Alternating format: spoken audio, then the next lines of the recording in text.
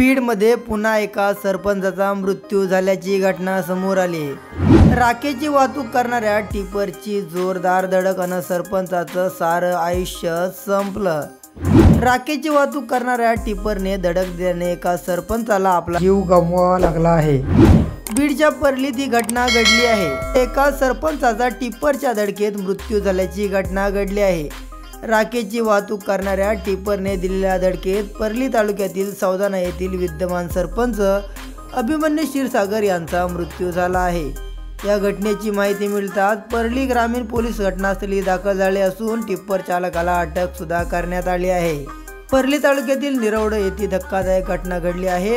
हा अपघात इतका भीषण होता की यामध्ये दुचाकीचा चक्काचूर झाला। यामुळेच एकदा परली मधील अवैध राख वाहतुकीचा मुद्दा चर्चेचा विषय बनला आहे। बीडच्या परली मिरवड फाट्यावर राखेची वाहतूक करणाऱ्या टिप्परने मोटारसायकलला धडक दिली। या अपघातात परली तालुक्यातील सौदाणा येथील विद्यमान सरपंच अभिमन्यू क्षीरसागर यांचा जागीच मृत्यू झाला। परली तालुक्यातील मिरवड फाट्यावरून जात असतानाच अभिमन्यू क्षीरसागर यांच्या दुचाकीला टिप्परने धडक दिली। त्यामुळे सरपंच हे गंभीर जखमी झाले आणि त्यांचा मृत्यू झाला। मिळालेल्या माहितीनुसार सौदाणा येथील विद्यमान सरपंच अभिमन्यू क्षीरसागर हे सौदाणा येथील त्यांच्या गावाकडे शेतातील कामे उरकून ते परलीच्या दिशेने जात होते।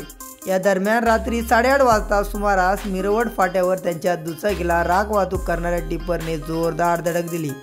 या टिप्परने सरपंचाला उडवल्याने ते गंभीर जखमी झाले। यातच त्यांचा दुर्दैवी मृत्यू झाला। हा अपघात इतका भीषण होता की यामध्ये दुचाकी गाडीचा चक्काचूर झाला आहे।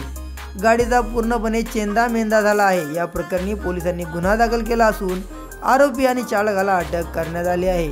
सध्या या प्रकारचा तपास अजून सुरू आहे। बीडच्या मासाजोग येथील सरपंच संतोष देशमुख यांच्या हत्या प्रकरणाने संपूर्ण राज्यात खळबळ माजली आहे। त्यानंतर बीडमध्ये पुन्हा एकदा सरपंचाचा मृत्यू झाल्याने बीडमध्ये संतापाची लाट उसळली आहे। तर या संपूर्ण घटने प्रकरणावरती तुमची काय प्रतिक्रिया नक्की कमेंट करा। जर तुम्ही चॅनलवर नवीन असाल तर नक्की सबस्क्राइब करा।